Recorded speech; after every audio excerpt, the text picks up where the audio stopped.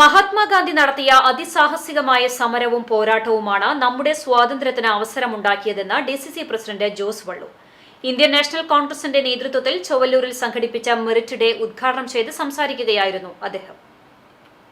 ഗാന്ധിയൻ ശൈലിയിലേക്ക് മടങ്ങുന്നു എന്നാണ് ലോകത്തിലെ മുഴുവൻ നേതാക്കളും പറയുന്നത്. 200ഓളം രാജ്യങ്ങളിൽ മഹാത്മാഗാന്ധിയുടെ പ്രതിമയുണ്ട്. 2000ഓളം പുസ്തകങ്ങൾ ഗാന്ധിജിയുമായി ബന്ധപ്പെട്ട് പുറത്തിറങ്ങിയിട്ടുണ്ട്. ഇത്രയും ബഹുമുഖ പ്രതിഭയായ നമ്മുടെയെല്ലാം മനസ്സിൽ ജീവിക്കുന്ന, ലോകത്തിലെ മുഴുവൻ ആളുകളുടെയും മനസ്സിൽ ജീവിക്കുന്ന മഹാത്മാഗാന്ധിയെക്കുറിച്ച് പോലും മോശമായി സംസാരിക്കുന്ന പ്രധാനമന്ത്രിയാണ് രാജ്യത്തുള്ളതെന്ന് ലജ്ജാകരമാണെന്നും ജോസ് വള്ളൂർ വ്യക്തമാക്കി.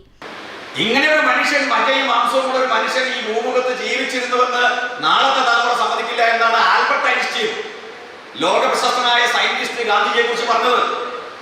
സഹന സമരങ്ങളിലൂടെ, സത്യാഗ്രഹ സമരങ്ങളിലൂടെ അഹിംസ എന്ന മുദ്രാവാക്യം മുന്നോട്ട് വെച്ച് മഹാത്മജി നടത്തിയ ഐതിഹാസികമായ സമരവും പോരാട്ടവുമാണ് നമുക്ക് ഇവിടെ ഇരിക്കാൻ അവസരമുണ്ടായത്.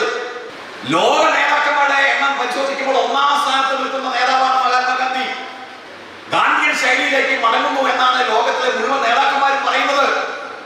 200ഓളം രാജ്യങ്ങളിൽ മഹാത്മാഗാന്ധിയുടെ പ്രതിമയുണ്ട്.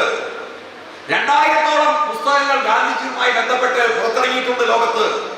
ഇത്രയും ബഹുമുഖ പ്രതിഭയായ നമ്മുടെയൊക്കെ മനസ്സിൽ എന്നും ജീവിക്കുന്ന, ലോകത്തിലെ മുഴുവൻ ആളുകളുടെ മനസ്സിൽ ജീവിക്കുന്ന മഹാത്മാഗാന്ധിയെ കുറിച്ച് പോലും മോശമായി സംസാരിക്കാൻ നമ്മുടെ പ്രധാനമന്ത്രിക്ക് സാധിക്കുന്നു എന്നുള്ളതാണ് നമ്മൾ മനസ്സിലാക്കുന്നത്. ചൊവ്വല്ലൂർ മേഖലയിലെ SSLC, +2 പരീക്ഷകളിൽ ഉന്നത വിജയം നേടിയ വിദ്യാർത്ഥികളെ ആദരിക്കലും പഠനോപകരണ കിറ്റ് വിതരണവും ചെയ്യുന്ന മെറിറ്റ് ഡേ ചടങ്ങിൽ DCC general secretary V Venugopal അധ്യക്ഷനായി. പഠനോപകരണ വിതരണത്തിന്റെ ഉദ്ഘാടനം മഹിളാ കോൺഗ്രസ് ജില്ലാ സെക്രട്ടറി റൂബി ഫ്രാൻസിസ്, കോൺഗ്രസ് മണ്ഡലം പ്രസിഡന്റ് ഷാജു തരകൻ എന്നിവർ നിർവഹിച്ചു. സംഘാടക സമിതി chairman NM Najeer, convener advocate Rahul, Abdul Majeed Haji, KH Iqbal, KK Ashraf Haji തുടങ്ങിയവർ സംസാരിച്ചു. 17, 18, 33 ബൂത്തുകളുടെ പരിധിയിൽ നിന്നുള്ള പരീക്ഷാ വിജയികളെയാണ് ചടങ്ങിൽ ആദരിച്ചത്. മേഖലയിലെ 7ാം ക്ലാസ് വരെയുള്ള വിദ്യാർത്ഥികൾക്ക് പഠനോപകരണ കിറ്റുകളും ചടങ്ങിൽ വിതരണം ചെയ്തു. CCTV news, Kecheri.